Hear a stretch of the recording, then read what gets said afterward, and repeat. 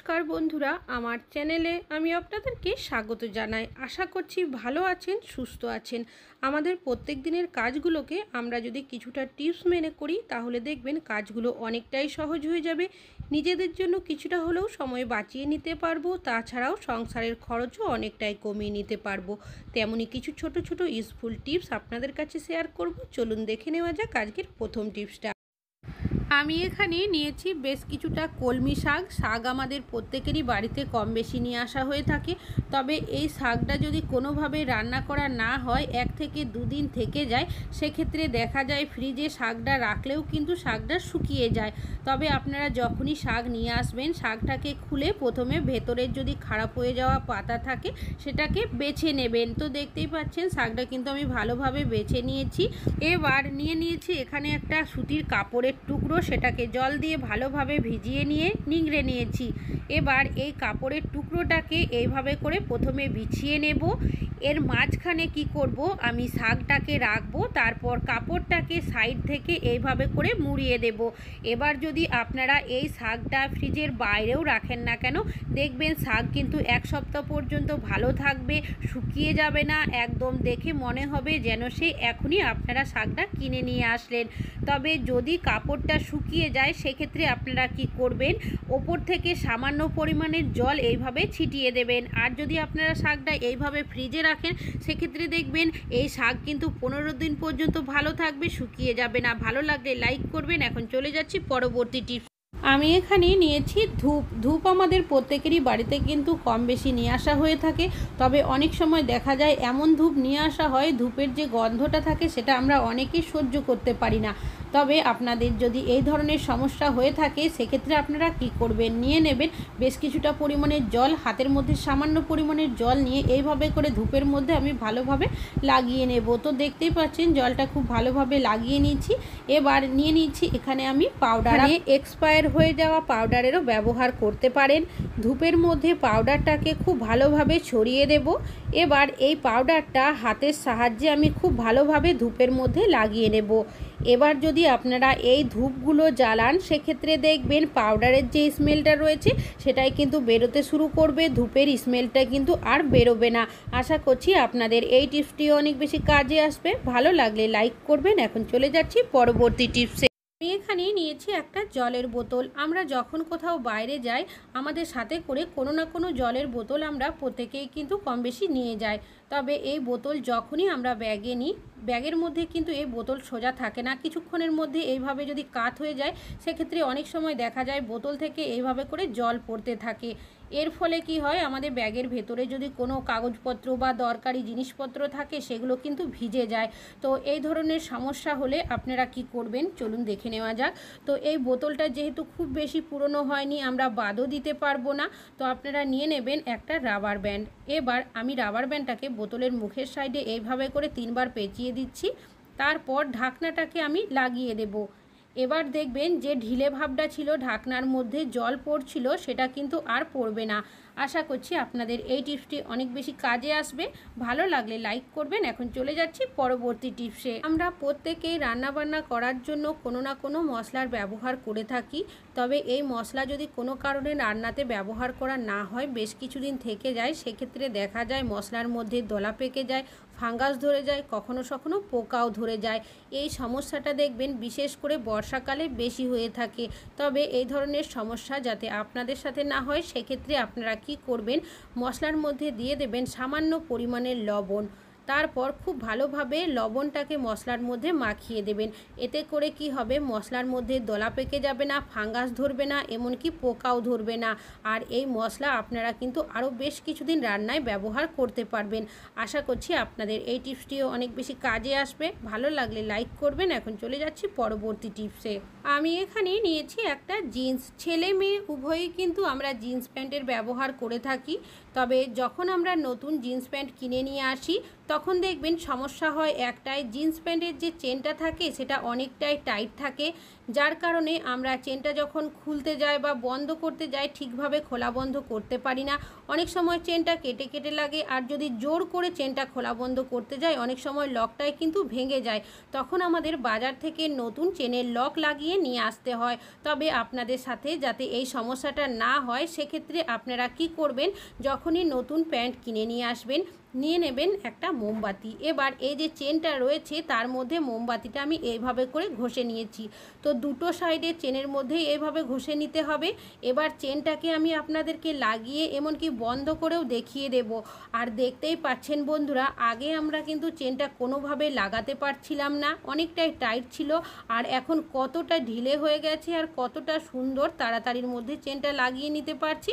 আশা করছি আপনাদের এই টিপসটিও অনেক বেশি কাজে আসবে। ভালো লাগলে লাইক করবেন। এখন চলে যাচ্ছি পরবর্তী টিপসে। আমাদের প্রত্যেকেরই বাড়িতে কিন্তু কোনো না কোনো ফল নিয়ে আসা হয়ে থাকে, আর এই ফল আমরা অনেক সময় কিচেনে রেখে দিই বা আমাদের ডাইনিং টেবিলে রেখে দিই। তবে সমস্যা হয় একটাই, ফলের মধ্যে দেখবেন মাছি মশা বসতে থাকে। আবার অনেক সময় যদি মিষ্টি জাতীয় কোনো কিছু থাকে পিঁপড়েও কিন্তু ধরে যায়। তো আপনারা কি করবেন, নিয়ে নেবেন ভিনিগার। আমি এখানে নিয়েছি সামান্য তুলো, আপনারা কাপড়ের টুকরোও নিতে পারেন। এবার যে পাত্রের মধ্যে ফলটা রাখবেন সেই পাত্রের চারিদিকে ভিনিগারটা আপনারা এইভাবে করে লাগিয়ে দেবেন। ভিনিগারের মধ্যে একটা স্ট্রং গন্ধ থাকে, তো সেই গন্ধের কারণে কিন্তু মশা মাছি পিঁপড়ে আসবে না। আর যে তুলোটার মধ্যে ভিনিগারটা ছিল সেটাও এর মধ্যে রেখে দিলাম। আশা করছি এই টিপসটা আপনাদের অনেক বেশি কাজে আসবে। ভালো লাগলে লাইক করবেন। এখন চলে যাচ্ছি পরবর্তী টিপসে। আমি এখানে নিয়েছি একটা টিফিন বক্স। আমাদের অনেকেরই বাড়িতে কিন্তু কোনো না কোনো এই ধরনের টিফিনের বক্স থাকে, যেগুলো দেখবেন অনেক সময় ঢাকনাটা আমরা এতটাই টাইট করে লাগিয়ে দিই, যখনই খোলার প্রয়োজন হয় আমরা কিন্তু কোনোভাবেই এই টিফিন বক্সের ঢাকনাটা খুলতে পারি না। আর কাজের তাড়াহুড়োর মাঝে হলে অনেকটাই কিন্তু সমস্যার মধ্যে পড়তে হয় আমাদের। তো আপনাদের যদি এই ধরনের সমস্যা হয় সেক্ষেত্রে আপনারা কিভাবে এই টিফিনের ঢাকনাটা খুলে নেবেন চলুন দেখে নেওয়া যাক। তো আমি এখানে নিয়েছি সামান্য পরিমাণের সর্ষের তেল। এবার এই যে বক্সের ঢাকনাটা যেখানে লাগানো রয়েছে জয়েন্টের মতো জায়গাটিতে তেলটা আমি এইভাবে করে দেব, আর বক্সটাকে এভাবে ঘুরিয়ে নেব। এতে করে কি হবে, চারিদিকে কিন্তু তেলটা হয়ে যাবে, এমনকি বক্সের ভেতরেও কিছুটা তেল চলে যাবে। যার কারণে আমরা যখনই বক্সের ঢাকনাটা খুলতে যাব দেখবেন ঢাকনাটা কিন্তু স্লিপ করবে, যার কারণে খুব সহজেই আমরা কিন্তু এই বক্সের ঢাকনাটা খুলে নিতে পারবো। তো দেখতেই পাচ্ছেন চারদিকে কিন্তু তেলটা লাগিয়ে নিয়েছি। এবার আপনাদেরকে খুলেও দেখিয়ে দিচ্ছি। তাহলে বন্ধুরা আশা করছি আপনাদের এই টিপসটিও অনেক বেশি কাজে আসবে। ভালো লাগলে লাইক করবেন। এখন চলে যাচ্ছি পরবর্তী টিপসে। আমি এখানে নিয়েছি শশা। শশা আমাদের প্রত্যেকেরই বাড়িতে কিন্তু নিয়ে আসা হয়ে থাকে। আমরা শশা অনেকেই খেয়ে থাকি, তবে শশা খাওয়ার আগে শশাটা কিন্তু আমরা প্রত্যেকেই কেটে নিই। তবে আমরা যখন শশা কাটি শশার দুটো সাইডের কিছুটা অংশ প্রথমে কেটে নিই, তারপর এইভাবে ঘষে নেওয়ার পর আবারও কিছুটা অংশ শশার কেটে বাদ দিয়ে দিই। তো এইভাবে করে এই কারণেই কাটি যাতে করে শশা আমরা যখনই খাবো তেতো ভাব না লাগে। শশার দুটো সাইড ঘষে নেওয়ার পরেও যদি আমরা কাটি শশা, অনেক সময় দেখা যায় খাওয়ার সময় কিন্তু শশা তেতো লাগে। সেক্ষেত্রে সেই তেতো শশা কিন্তু আমরা কেউই আর খেতে পারি না, তখন কিন্তু এই শশাটা নষ্ট হয়ে যায়। তবে আপনাদের যদি এই ধরনের সমস্যা হয়ে থাকে সেক্ষেত্রে আপনারা কি করবেন, নিয়ে নেবেন সামান্য পরিমাণের দুধটাকে শশার মধ্যে এইভাবে ছড়িয়ে দেবেন। তারপর খুব ভালোভাবে দুধটা শশার মধ্যে এভাবে মাখিয়ে নেব। এইভাবে করে আপনারা 5 মিনিট রেখে দেবেন। তারপর শশা ডাইরেক্ট এইভাবেও খেতে পারেন, আর চাইলে জল দিয়ে ধুয়েও আবারও খেতে পারেন। দেখবেন শশার মধ্যে যে তেতো ভাবটা থাকে সেটা কিন্তু আর লাগবে না। আশা করছি এই টিপসটা আপনাদের অনেক বেশি কাজে আসবে। ভালো লাগলে লাইক করবেন। এখন চলে যাচ্ছে পরবর্তী টিপসে। ফ্রিজের ব্যবহার আমরা প্রত্যেকেই কম বেশি করে থাকি, সেটা শীত গ্রীষ্ম বর্ষা যে সময়ই হোক না কেন। ফ্রিজ চালানোর ফলে অনেকেরই দেখা যায় ইলেকট্রিক বিল অনেকটাই বেশি আসে। তবে কি কারণে ইলেকট্রিক বিল বেশি আসে আমরা কিন্তু সেটা অনেকেই বুঝতে পারি না। ডিপ ফ্রিজের মধ্যে আমরা আমাদের নানা ধরনের খাবার দাবার স্টোর করে রাখি, বরফ বসিয়ে রাখি। তবে অনেকেরই সমস্যা হয় একটাই, ডিপ ফ্রিজের মধ্যে অতিরিক্ত বরফ জমে যায়। আর অতিরিক্ত বরফ যদি ডিপ ফ্রিজে জমে যায় সেক্ষেত্রে দেখা যায় ইলেকট্রিক বিল কিন্তু অনেকটাই বেশি আসে। তবে আপনারা যখনই ডিপ ফ্রিজের মধ্যে কোনো কিছু খাবার দাবার স্টোর করে রাখবেন বা বরফ বসাবেন তার আগে দিয়ে দেবেন সামান্য পরিমাণের সর্ষের তেল। তেলটাকে খুব ভালোভাবে আমি মাখিয়ে নেব। তো দেখতেই পাচ্ছেন তেলটা খুব ভালোভাবে মাখিয়ে নেওয়া হয়ে গেছে। তেলের একটা আস্তরণ হয়ে গেছে এই ডিপ ফ্রিজের মধ্যে।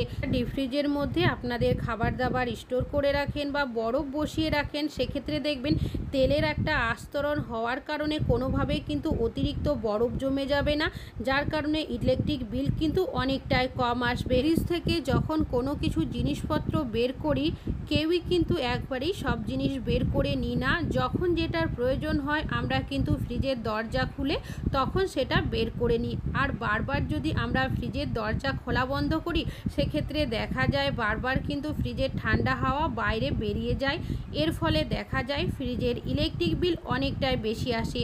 তো আপনারা বারবার ফ্রিজ খুলে কোনো জিনিস না বের করে কি করবেন, একবারেই কিন্তু যে জিনিসের প্রয়োজন খুলে আপনারা বের করে নেবেন। এতে করে কি হবে, ইলেকট্রিক বিল অনেকটাই কম আসবে। ফ্রিজের দরজার যে রাবারটা থাকে সেটা যদি নোংরা হয়ে যায় সেক্ষেত্রে দেখা যায় ফ্রিজের ঠান্ডা হাওয়া কিন্তু খুব সহজে বেরিয়ে যায়। তো রাবারটা যদি নোংরা হয়ে যায় সেক্ষেত্রে আপনারা কিন্তু এই রাবারটাকে পরিষ্কার করে নেবেন, তাহলে দেখবেন একটা টাইট ভাব থাকবে, যার কারণে ঠান্ডা হাওয়া কিন্তু বাইরে বেরিয়ে যাবে না। এতেও কিন্তু ইলেকট্রিক বিল অনেকটাই কম আসবে। ফ্রিজের মধ্যে যে রেগুলেটরটা থাকে সেটা সিজন অনুযায়ী বাড়িয়ে কমিয়ে রাখা উচিত, না হলে ইলেকট্রিক বিল অনেকটাই বেশি আসে। আশা করছি এই টিপসটা আপনাদের অনেক বেশি কাজে আসবে। লাইক করবেন। এখন চলে যাচ্ছি পরবর্তী টিপসে। আমি এখানে নিয়েছি কাঁচের গ্লাস। আমরা বাড়িতে প্রত্যেকেই কিন্তু কাঁচের কোনো না কোনো জিনিসপত্র ব্যবহার করে থাকি। সেটা গ্লাস হতে পারে, কাঁচের বাটি হতে পারে, কাঁচের বোল হতে পারে। তবে কাঁচের জিনিসপত্রের মধ্যে দেখবেন একটা দাগ পড়ে যায় যতই আমরা ভালোভাবে ধুয়ে পরিষ্কার করে রাখি না কেন। আর নতুনের যে গ্লেজটা থাকে সেটাও কিন্তু চলে যায়, দেখতে কিন্তু অনেকটাই বাজে লাগে। তো আপনারা কি করবেন, ডিপ ফ্রিজের মধ্যে কাঁচের জিনিসপত্রগুলো রেখে দেবেন 5 মিনিটের জন্য। ফিরে আসছি 5 মিনিট পর। তো দেখতেই পাচ্ছেন এখন কিন্তু 5 মিনিট হয়ে গেছে আর এই কাঁচের গ্লাসের মধ্যে একটা জলের মতো আস্তরণ হয়ে গেছে। এবার নিয়ে নিয়েছি এখানে একটা পাত্রের মধ্যে বেশ কিছুটা জল। তারপর এই গ্লাসগুলো যদি আমরা এইভাবে করে ধুয়ে নিই তাহলেই দেখবেন যে একটা গ্লেজ থাকে নতুনের মতো, সেই গ্লেজটা চলে আসবে। এমনকি যে ছোপ দাগগুলো ছিল সেটাও কিন্তু সম্পূর্ণ চলে যাবে। আশা করছি আপনাদের এই টিপসটিও অনেক বেশি কাজে আসবে। ভালো লাগলে লাইক করবেন। আজকে এখানেই শেষ করছি।